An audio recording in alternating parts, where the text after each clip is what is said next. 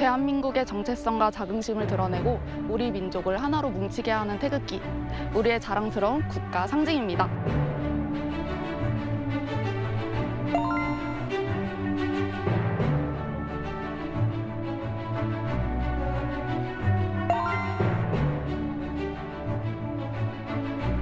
한국 바로 알리기, 여러분도 함께 해주세요.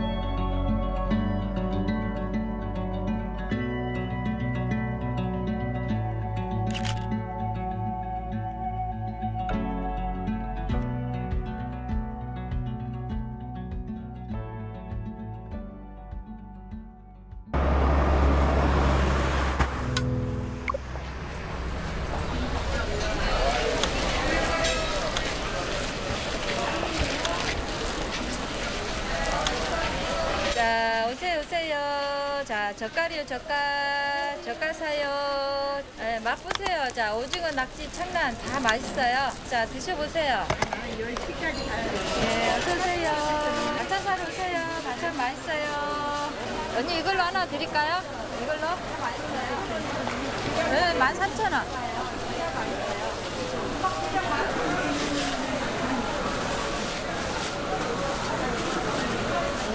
예, 안녕히 가세요.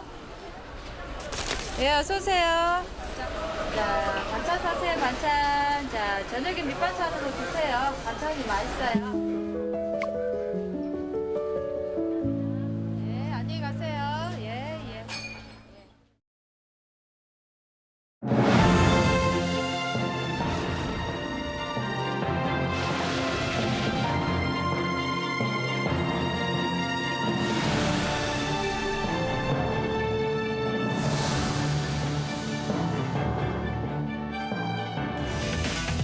In our headlines on this Monday, June 29th, here in South Korea, the Lee Jae-myung administration today announces public-private mega projects involving hefty investments in chips, AI data centers, and physical AI.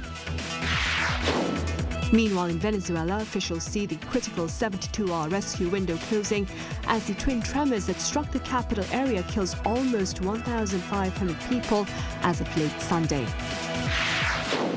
And Iran's attempts to maintain leverage over the Strait of Hormuz reignite fighting between Washington and Tehran. And while the U.S. claims the two have agreed to halt fire and hold talks, the Islamic Republic has threatened to end those talks. President Lee Jae-myung today announced 3 public-private mega projects while describing chips, physical AI, and AI data centers as the 3 pillars of South Korea's growth engine. To take a listen. 이를 하나로 묶어서 속도감 있게 한국형 인공지능 생태계를 구축하는 일에 정부와 민간의 역량을 총결집해야 합니다.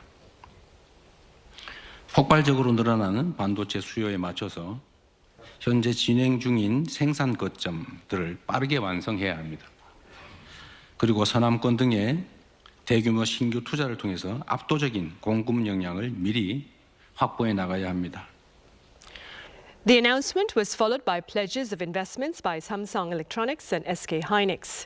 Samsung spoke of Gwangju City as the site of a new semiconductor cluster, while expanding investment in chip fabrication plants and robotics in the Chungcheongdo provinces and Gyeongsang-Bukdo province. SK hynix, meanwhile, unveiled plans to invest 1 quadrillion won in new AI data centers and another 1.1 quadrillion won to expand its semiconductor supply capacity, while including that is, of course, the construction of a new chip cluster in the southwest. The Lee Jae-myung administration's AI and chip ambitions are expected to ease regional growth disparities, as findings for the first quarter of this year show a tangible economic expansion in regions that house a semiconductor production base. Our Kim Do-yeon explains. Korea's gross regional domestic product grew by 3.8% in the first quarter on year, yet this headline figure masks a deep economic divide dictated by a single factor: semiconductor production. According to the Ministry of Data and Statistics on Monday, the fastest growing province was Chungcheongbuk-do province with a 13.8% year-on-year surge. This surge was propelled by a 25.8% leap in manufacturing directly tied to the global chip boom. Gyeonggi-do province expanded by 6.2%, supported by a 14.2% rise in its industrial sector. In sharp contrast, Jeollanam-do province's output shrank by 0.8%, marking its fifth consecutive quarterly contraction. The figures reflect a high concentration of production facilities for Samsung Electronics and SK hynix, spanning manufacturing hubs, including Pyeongtaek, Icheon, and Cheongju, alongside their densely clustered supplier networks in the area. This widening economic gap provides the critical policy justification for the government's highly anticipated mega-cluster investment in the Honam region announced on Monday, among other investments around the nation. This data confirms that regional economies face structural limitations without advanced technology infrastructure. In addition, apart from the semiconductor industry, the general manufacturing industry remained weak along with the construction industry. Meanwhile, Seoul and Sejong showed resilience. Seoul's service sector, driven by finance, insurance, and retail, grew by 5.1%, and Sejong expanded by 3.2%, bolstered by public administration and services activity. Kim Do-yeon, Arirang News. The local bourse witnessed mixed trading on this Monday, with the KOSDAQ closing up over 8% from Friday, while the KOSPI ended down 0.2%. The KOSDAQ was bolstered by anticipation of new market revitalization policies ahead of its 30th anniversary in July. Meanwhile, the benchmark KOSPI saw a drop of some 3% shortly after opening in response to last Friday's decline of U.S. tech stocks before regaining some ground at closing bell. On the international front, rescue and relief efforts continue in Venezuela as authorities seek to come to terms with the mounting number of deaths and the extensive scale of destruction. Our Cho Young-eun reports. Rescue operations continue in Venezuela's coastal state of La Guaira, one of the areas hardest hit by the earthquakes. Amid several shortages of rescue equipment and widespread devastation, occasional signs of life have offered hope to devastated communities. In one such rescue, a man and his teenage son were pulled alive from a collapsed building on Sunday, leaving some glimmer of hope even beyond the 48 to 72-hour rescue window that experts say is crucial for finding survivors. The death toll from the twin earthquakes has climbed to 1,450, while more than 3,100 people have been injured. Authorities say tens of thousands remain missing, with hundreds of buildings reduced to rubble. As civilian volunteers, international rescue teams, and dogs continue searching through collapsed buildings, humanitarian aid is also being stepped up to support survivors. The Venezuelan government expressed gratitude for the growing international assistance, including equipment, medicine, and surgical supplies brought by the international delegations, saying it has welcomed help from every country. We have received everyone with gratitude and with open arms. We have made no distinction of any kind. To anyone who offers to help us, we immediately say yes. At this moment, we are not taking into account any considerations of a political or geographical nature, nothing at all. Peru's defense ministry said it has delivered more than 14 tons of humanitarian aid, following assistance from the United States and the United Kingdom. Additional rescue teams have also arrived from Mexico, Brazil, El Salvador, France, and several other countries. According to the United Nations, more than 2,200 international rescue workers have reached Venezuela by Saturday, with more teams continuing to arrive. Cho Young-eun, Arirang News. Meanwhile, in Europe, an unprecedented blistering summer heat has taken over the continent as global health authorities warn that the region is the fastest warming continent on Earth. Our Shin So-eun reports. Crowds gather beneath cooling mist sprayed from Berlin police water cannons. Even after being soaked, there's little relief from the relentless heat. Tourists retreat to the shades and fan themselves, but with air conditioning installed in only about 20% of European homes, escaping the brutal heat is no easy task. According to the World Health Organization, more than 1,300 excess deaths have been linked to the heat since June 21st. Experts say the crisis was fueled by a so-called heat dome, with high pressure trapping hot air from North Africa over Europe and pushing temperatures to extreme levels.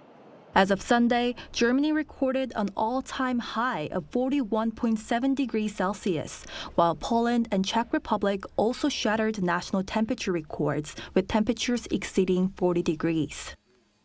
I've worked in temperatures of 17, 18 degrees. It's 40 degrees outside, but in here, it's 50 right now, my dear brother. Would you like to come inside? Would you like to visit my sauna?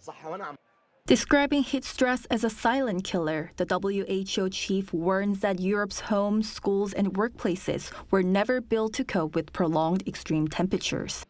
As France's heat-related death toll surpassed 1,000, the crisis also reignited debate over wider use of air conditioning in a country where cooler summers and heat-retaining buildings have long kept adoption low. My apartment is top floor, south-facing, so it's really hot in there. And after the last heat wave, I was able to get my hands on an air conditioner. So it's been a lot better, manageable now. With climate change making extreme heat the new normal, the WHO is urging governments to strengthen public health systems and better protect vulnerable populations. Shin So-eun, Arirang News. Elsewhere, Iran's attempts to maintain leverage over the Strait of Hormuz have reignited fighting between Washington and Tehran. But the U.S. says the two sides have now agreed to halt fire, and hold talks. Our Park Gonu has the latest. The U.S. and Iran are set to meet in Doha, Qatar on Tuesday, after agreeing to halt the exchange of attacks that continued over the weekend, according to Axios citing a senior U.S. official. The talks were originally planned for Switzerland to discuss Iran's nuclear program, but amid continued tensions around the Strait of Hormuz, the venue was moved to the Qatari capital. Nick Stewart, who heads the U.S. technical team, is expected to join the talks. Over the weekend, Washington struck targets in Iran, prompting retaliatory strikes on U.S. bases in Kuwait and Bahrain, where the U.S. said there was no damage and no casualties. The latest hostilities stem from differing interpretations of a clause in a memorandum of understanding signed 2 weeks ago concerning responsibility for the Strait of Hormuz. Iran says the agreement gives it sole authority over the waterway, while the U.S. argues that interpretation violates international law and insists freedom of navigation must be guaranteed. Iran has a choice to make. It's going to be a responsible nation, or it can continue down this path to absolute ruin. And don't think for a second that President Trump isn't going to leave every option on the table to achieve not just our aim, the entire world's aim that Iran never has a nuke. With Iran struggling under mounting economic pressure and the Trump administration facing November's midterm elections, attention is now on whether both sides can reach a deal before tensions escalate further. Park Gonu, Arirang News. In other news, a new leader will take the reins of the United Nations next year, and one individual hoping to do so has reaffirmed the importance of reform to protect the UN-led system. My colleague Oh Soo-young covers his thoughts. Rebuilding trust in the United Nations in a fragmented world requires reform and also a new approach to development. That's the message from former Senegalese President Macky Sall, who is seeking to become the next UN Secretary General. In an interview with Arirang TV on the sidelines of the Jeju Forum, Sall stressed the urgency of reform for the world's largest platform for multilateral cooperation. We're living in a fragmented world where trust has greatly diminished and where consensus has become difficult to achieve. And this has greatly weakened the United Nations. The Security Council, for example, which is responsible for peace and security in the world, is having difficulty finding consensus on the majority of crises. Sall says reform must happen on two levels inside the United Nations itself and among member states. As Secretary General, one of the first missions will be to implement this reform on two levels.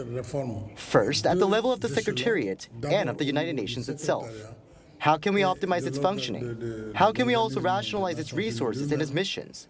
The second level is with the member states.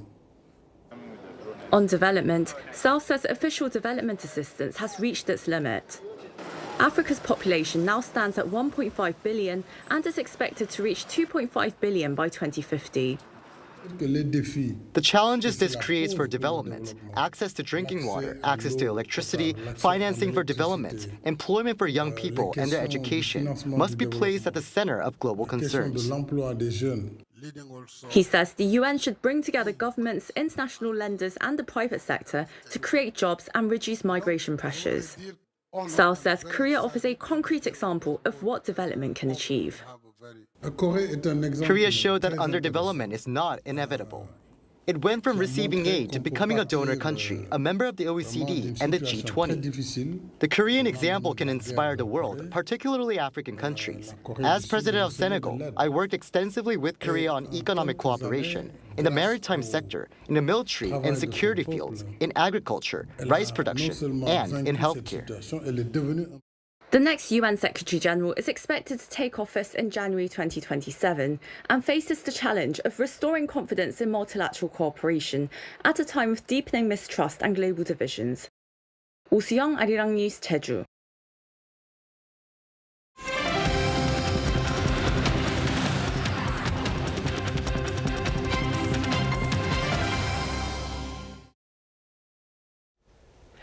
The ruling Democratic Party on Monday voiced its opposition to prolonging talks over the Parliament's committee leadership beyond June 30th, raising prospects of approving the lineup in the absence of bipartisan support.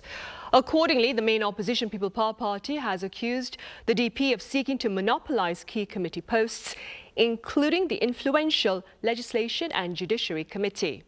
The dispute has stalled the National Assembly's committee formation for more than a month since the Parliament entered the second half of its four-year term.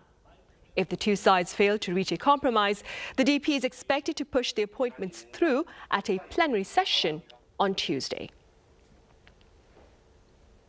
Hallyu spending, related spending that is, by foreign travelers to South Korea hit an all-time high of 1.4 trillion won, or about $900 million last month. According to the Korea Tourism Organization, May's sum is up over 73% on year.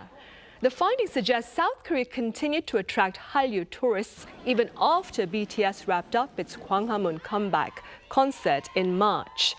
Concert attendance appeared to be the most popular activity among the foreign visitors. And the Ministry of Culture, Sports and Tourism, along with the Korea Tourism Organization, has launched a public vote on 10,000 tourist landmarks across South Korea.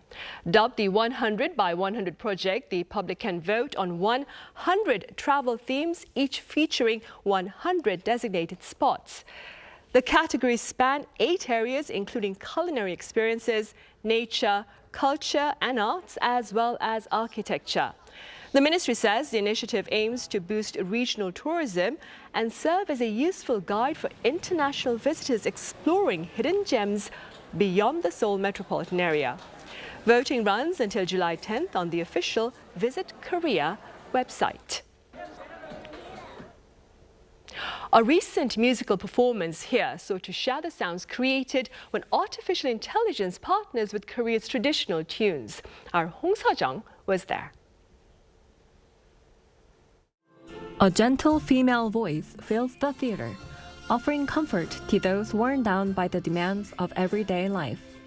With lyrics like "At the end of another long weary day," the song captures the exhaustion of people living in today's fast-paced world. Yet, there is no singer on the stage. Instead, the voice is generated by an AI named Jium. This time, rather than singing, the AI lays down a beat for the National Orchestra of Korea, accompanying a performance of Gugak set to 자진놀이, a fast and lively rhythmic pattern found in traditional Korean music. The AI not only created the beat and generated the vocals, but also composed lyrics by analyzing emotional patterns in survey responses collected from audience members before the performance, giving a voice to their shared emotions. 보컬과 작곡까지 맡은 그대라는 기적의 작사한 과정을 설명해 주실래요? I wove together words of comfort that people offered themselves into lyrics through the poetic language of Gugak. The chief content officer of Posa Labs, the company behind the AI, says some of the AI-generated works were arranged by members of the orchestra, while others were completely reimagined. He says AI can serve as a valuable creative partner, helping composers explore genres and musical styles they may be less familiar with. Every composer has their preferred genres. When working in a style they're less familiar with, AI can be a valuable creative partner. For instance, an EDM composer may not be accustomed to orchestral writing. If they want to explore that style, AI can generate melodies or orchestral ideas they might not have come up with on their own. At the same time, performing alongside AI also came with its own challenges. When people perform, the tempo is naturally a bit flexible. It speeds up or slows down slightly depending on the emotion, and there's a certain natural sense of breathing in the music. AI isn't quite able to capture that yet. So when performing together, having to keep such a precise, fixed beat did feel a bit demanding.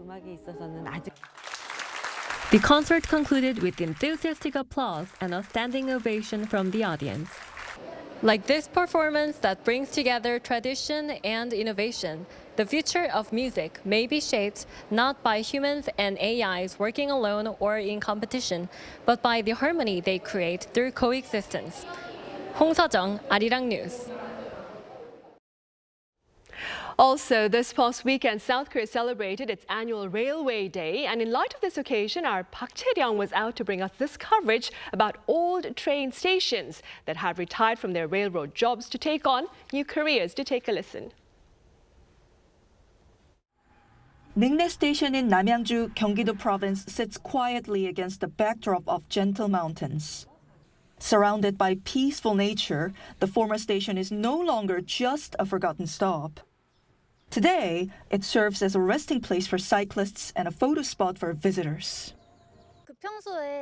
This place is popular on social media, so I came to take a look. I love the quiet, relaxed atmosphere. It's fun to see what an old train station was like. Built shortly after the Korean War, Ningnae Station served the area for more than 5 decades before closing in 2008 when the Chungang Line was rerouted. The former station still keeps the charm of an old railway stop and is loved now as a retro-style getaway connected to bike paths and walking trails. Hwarangdae Railroad Park in Seoul takes the idea a step further. Built in 1939 during the Japanese colonial period, Hwarangdae Station once served trains and passengers traveling between Seoul and Chuncheon. But in December 2010, it ended its role as a railway station with the opening of the double-track electrified Gyeongchun Line. Now, the once abandoned station has been transformed into a hands-on cultural space where visitors can experience the atmosphere of the past. This place recreates the inside of an old train, giving visitors a feel for rail travel in the past, while also finding a use for an otherwise empty station. The park features a replica of a train once used by Emperor Gojong, a restaurant designed as the inside of an emperor's train from the past. It also offers a children's library inside an old Czech train, along with an exhibition center displaying replicas of trains from Italy and Switzerland. The planner behind Hwarangdae Railroad Park said he hopes the site will help visitors connect the past with the present. It attracts hundreds of thousands of visitors each year. I hope it becomes a space where people can reconnect with the past and experience a new culture. These stations may no longer serve passengers the way they once did, but they are still bringing people together. But this time through history, culture, and shared memories. Park Chae-ryung, Arirang News.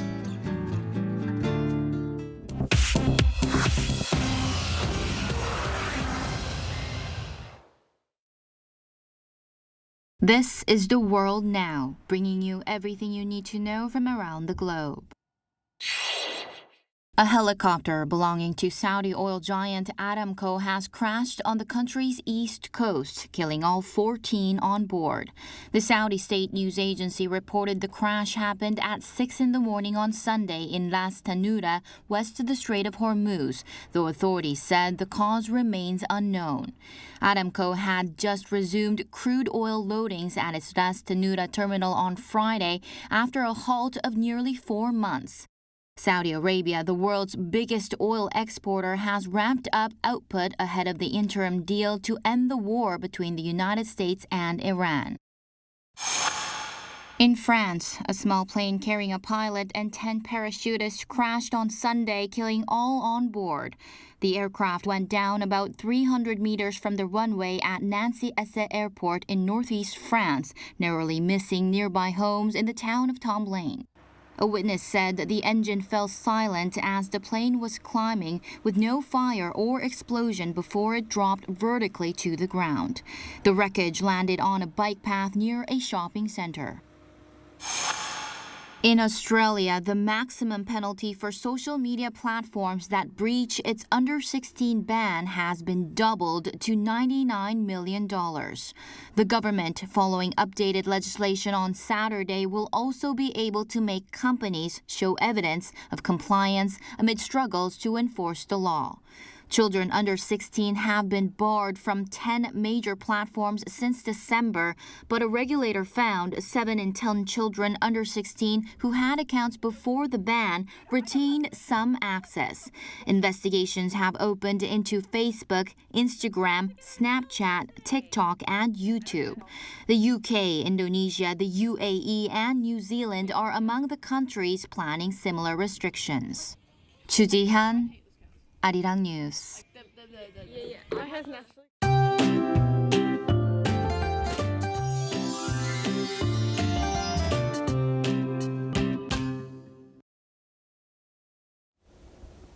Summer heat has struck around the country today, while showers may begin to fall through this evening. Rainfall amounts are expected to range from 5 to 40 millimeters depending on the region, so keep an umbrella handy when heading home. A heat alert was issued for Seoul on the 18th, but this marks the first time this summer that a heat advisory has been in effect across the entire city. Heat advisories are also in effect for parts of the capital area, as well as Gwangju in Chungcheongnam-do Province, Cheongju in Chungcheongbuk-do Province, and Sejong City. So if you're heading outdoors, make sure to stay hydrated by drinking plenty of water and try to avoid prolonged outdoor activities during the hottest part of the day. As for temperature, Seoul will start the day at 22 degrees Celsius, Daejeon at 21 degrees, Busan at 19 degrees. Then by the afternoon, Seoul will get up to 33 degrees, Daegu 31, Jeju 27 degrees. Looking ahead, rain will begin on Jeju Island on Wednesday before gradually spreading to areas south of Chungcheongdo Province by the weekend. Now here's a look at the weather around the world.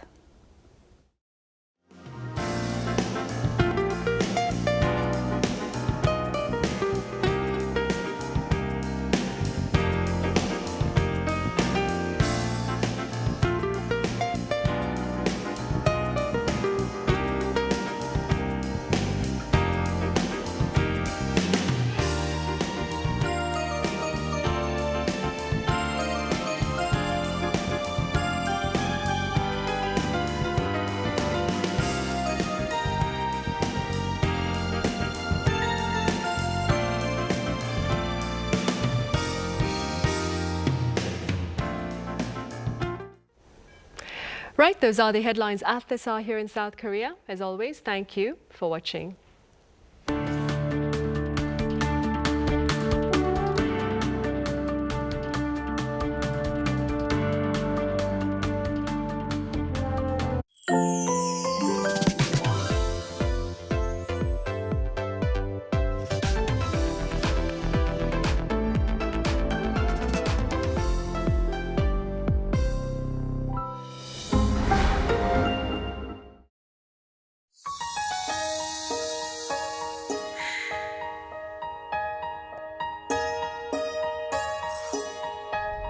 Here are 22 volumes. At first glance, they may seem like ordinary old books. But the moment you unfold and connect them one by one, a remarkable scene emerges. A mid-19th century map of Korea, hand-drawn with its mountains and rivers, the 대동여지도.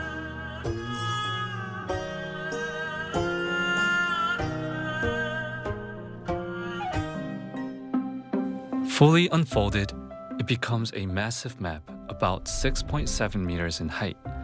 But what's truly astonishing is not its size. It vividly depicts how mountain ranges extend from Baekdusan Mountain to form the land, and how rivers win their way through villages.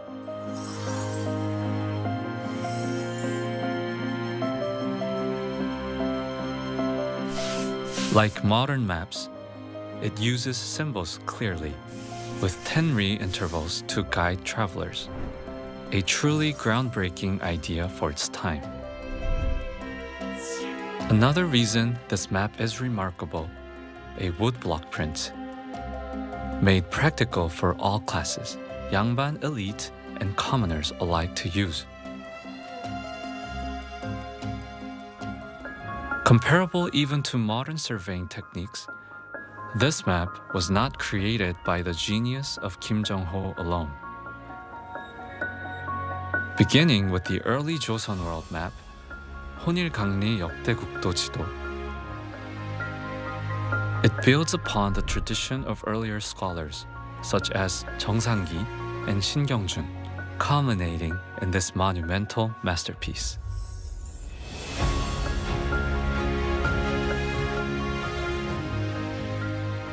Perhaps Joseon sought to reflect its care for the lives of its people within this map. Across rugged mountain ranges and winding rivers, countless roads were carved into woodblocks. Along the grand paths traced by the 대동여지도, we now take a new step forward into history.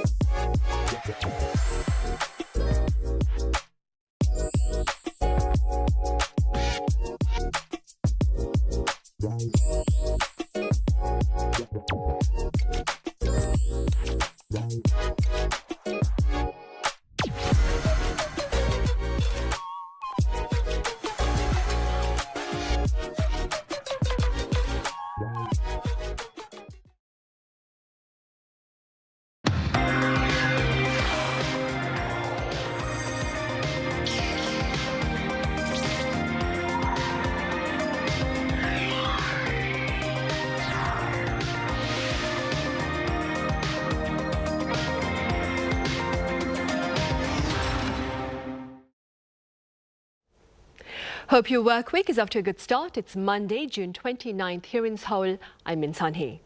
Iran's attempts to maintain leverage over the Strait of Hormuz reignited fighting between Washington and Tehran before a reported agreement to hold fire.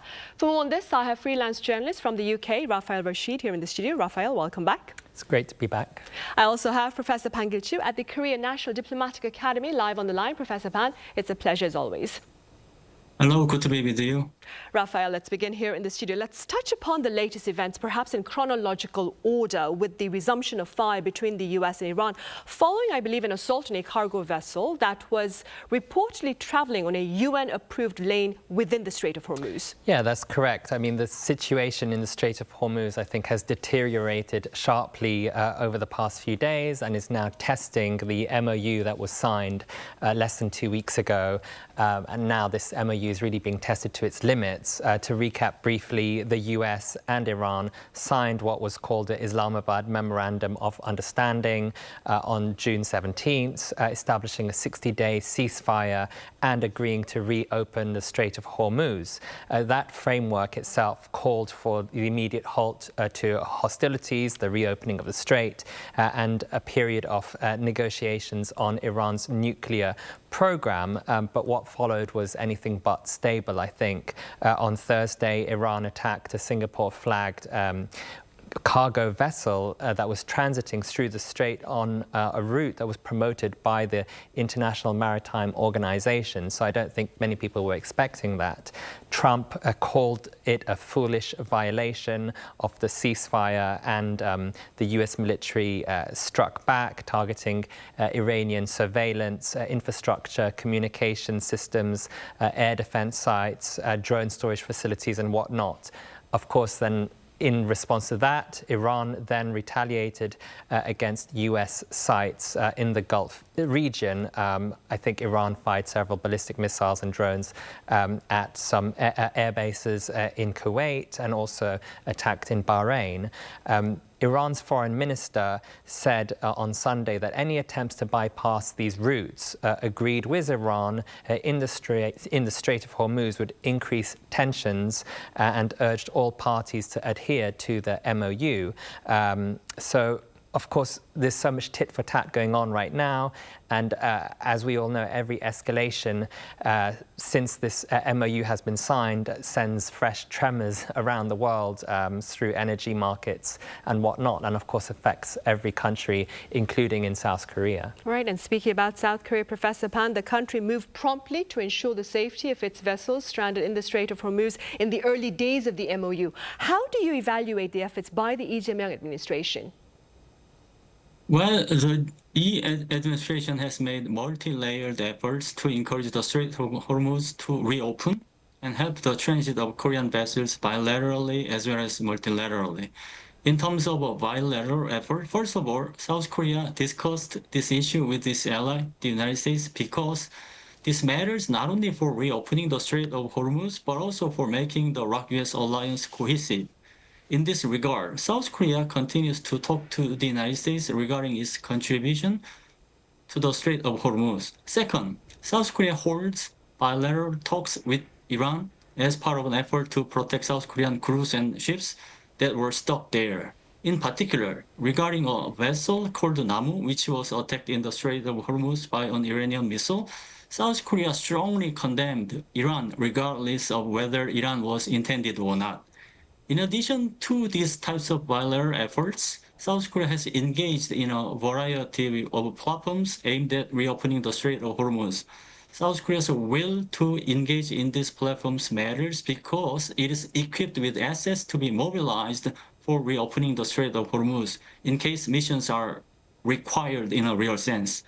I would say that all these multi-layered postures made the South Korean government's efforts visible and viable to help the transit of Korean vessels. In the meantime, South Korea should differentiate between its diplomatic efforts and its negotiation posture with Iran. Bilateral efforts should be oriented to protect South Korean citizens and ships and furthermore mitigate tension in the region, not the negotiation or deals with Iran. The reason is that Iran could take advantage of this diplomatic talk and step up its leverage over the international community, which is aimed at its strong control of the Strait of Hormuz. this will be the most important precaution in terms of South Korea's bilateral talks with Iran. Right then, with regard to the standoff between Iran and the U.S., Rafael, according to the latest reports out of the U.S., the two sides have reportedly agreed to refrain from fire and resume talks. Could you tell us a bit more about this? Yeah, I mean, that is correct, though it has been an extremely, I think, close-run thing, might I say, after several days of this tit-for-tat strikes following Iran's drone attack on a cargo vessel last Thursday. A U.S. official confirmed on Sunday that both sides had agreed to stand down and that technical talks were underway on all areas of the MOU and that these talks would continue. In the official's words, both sides will stand down now and vessels can move freely, apparently. Talks are reportedly set to resume on Tuesday in Qatar as well. I think what makes the timing striking in all of this is what immediately maybe preceded the actual announcement. Trump had posted, of course, on social media that there may come a point where the US is forced to militarily complete the job, adding that if this happens, the Islamic Republic of Iran will no longer exist. Of course, we have seen these kind of threats in the past before, but of course, very heavy words from the President of the United States. Iran had fired, of course, these ballistic missiles and drones at US sites in Kuwait and in Bahrain only hours before. So I think that detail is quite telling, that we have the president saying these words and then talks are back on the table apparently. But I think the underlying disputes themselves, I don't think they've gone away. I don't think they've vanished immediately. The American position requires Iran to halt all uranium enrichment entirely, and that is something that it seems that Iran has not yet accepted. And also on the transit tolls going through the Strait of Hormuz, the Secretary of State Rubio has said that Iran will not be permitted to charge these toll fees, or whatever you want to call them, while Iran insists on its sovereign rights in the waterway, and that it will charge ships to go through. And Iran continues to insist that also fighting in Lebanon must come to an end if we want to see the wider agreement to hold, basically. So I think the talks, might be back on the table, but there's definitely a gap between the two sides, and very fundamental questions that do need to be resolved. Right then. Professor Ban, as Rafael has mentioned, the US is adamant against the implementation of transit tolls in the Strait of Hormuz. But for the sake of perspective, could you tell us how the potential implementation of such tolls by Tehran in the Strait of Hormuz could affect South Korea and other countries? To be honest with you, if transit tolls were to be implemented indeed, it would pose serious challenges to South Korea, ranging from its energy security and its economic competitiveness to the rules-based order that it benefits from. To be more specific, first of all, it would affect South Korea's energy security negatively because its 70% crude oil depends on the Middle East. In more detail, transit tolls are bound to increase energy prices, which leads to an increase in other prices. If that happens, South Korea's trade competitiveness will be weaker. Second, the implementation of transit tolls by Iran is likely to create the potential for the implementation of other choke points. Earlier, one of the Indonesian officials mentioned the need to review transit tolls on the Strait of Malacca, although he withdrew his remarks later on. So if transit tolls were to be implemented, indeed South Korea would be in a serious trouble in a situation where it has prospered thanks to its free use of the seas around the globe.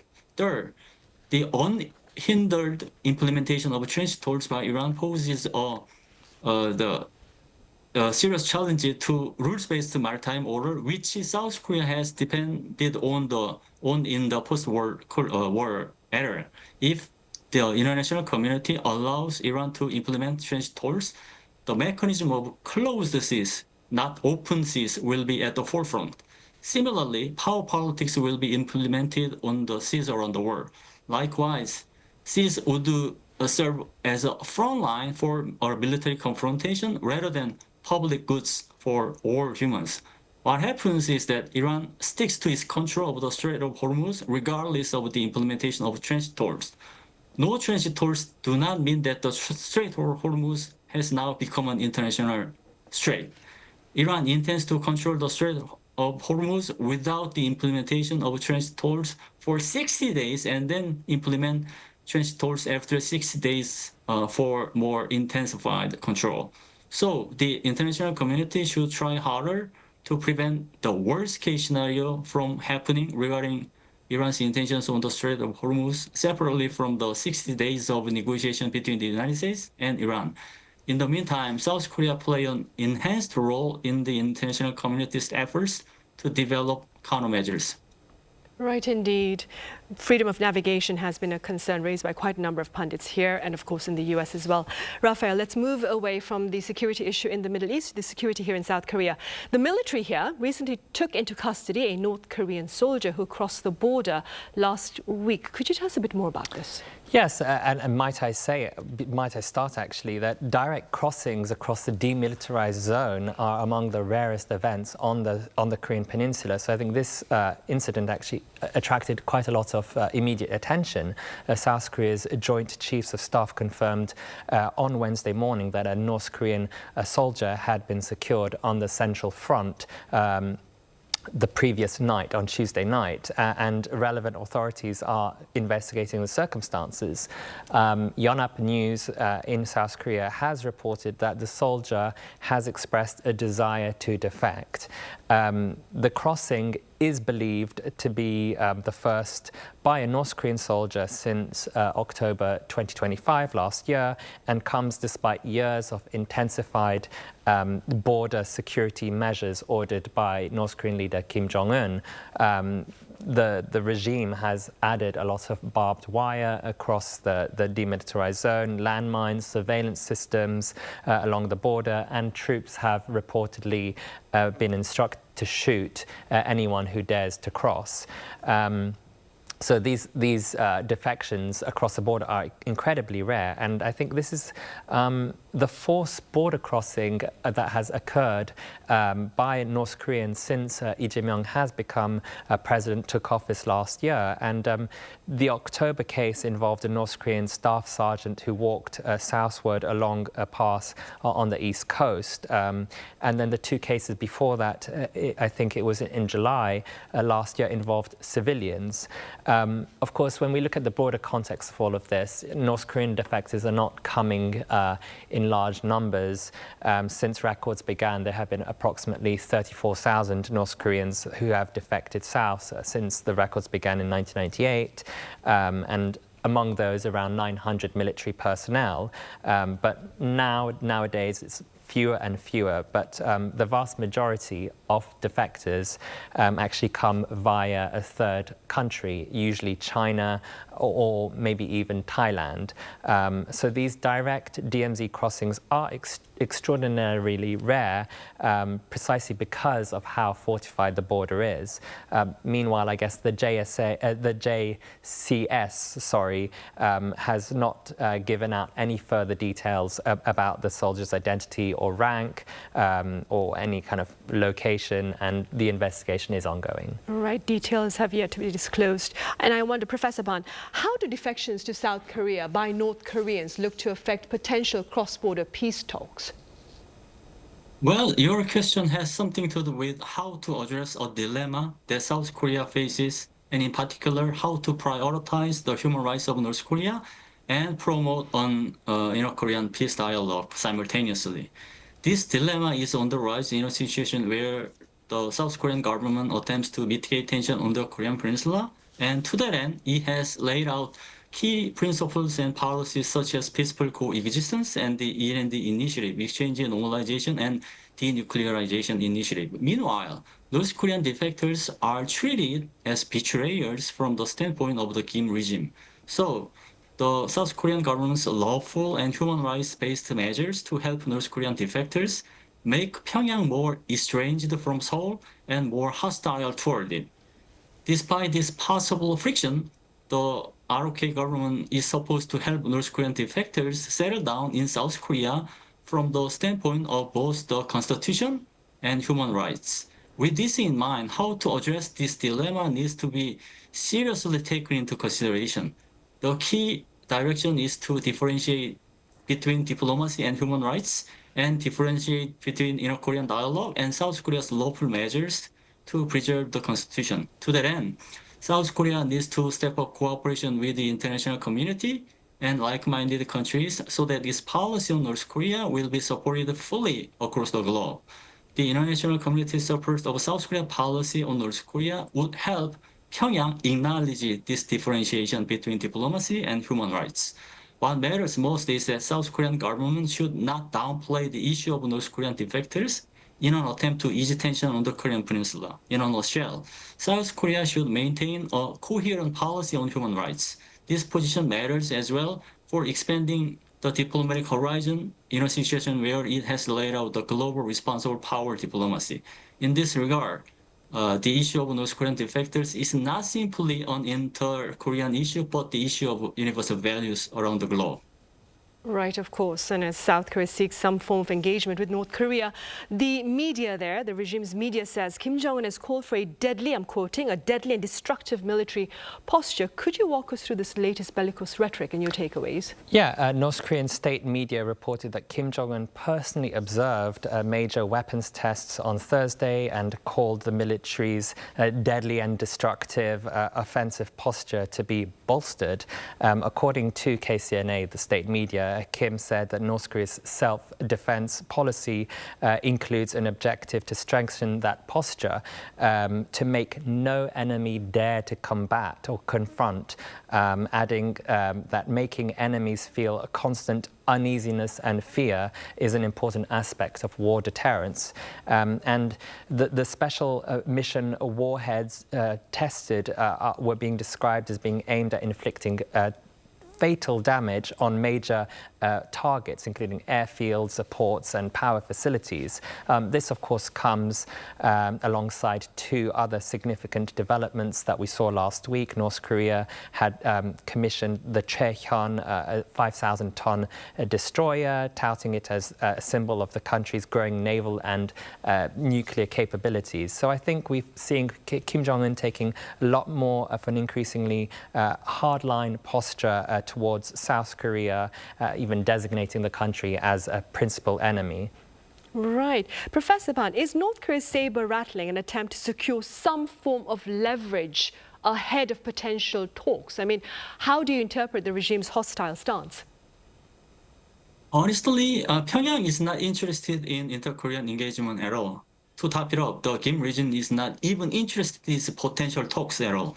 With this in mind, Pyongyang's hostile stance appears to be aimed at three objectives. First, consolidating a hostile two-state policy. Second, creating diplomatic asymmetry. And third, creating military asymmetry.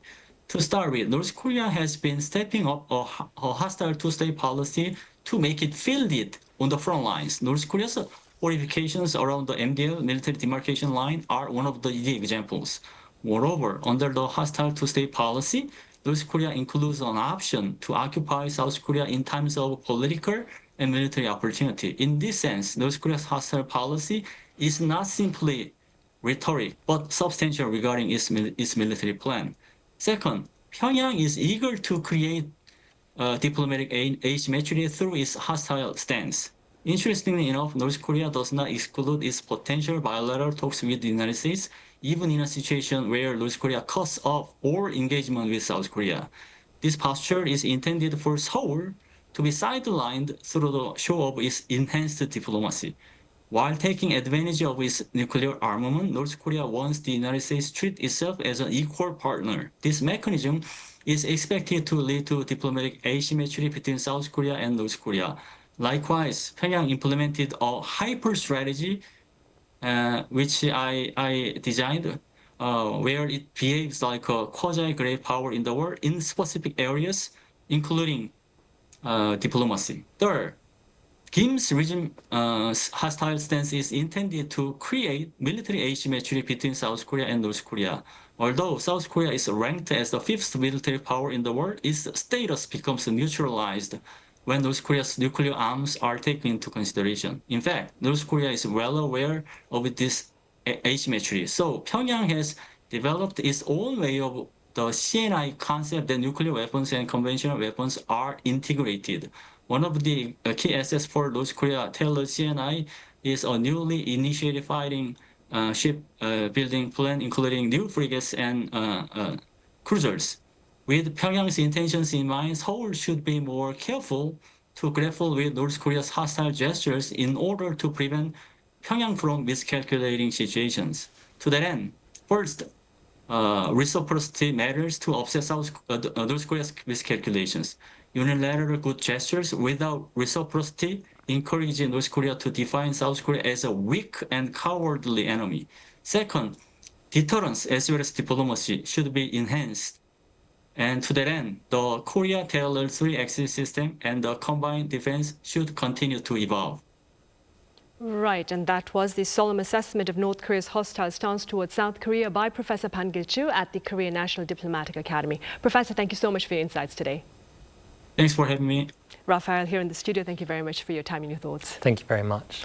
Right, that brings us to the end of Monday's edition of Press Perspective. As always, thank you for watching and do join us again same time tomorrow.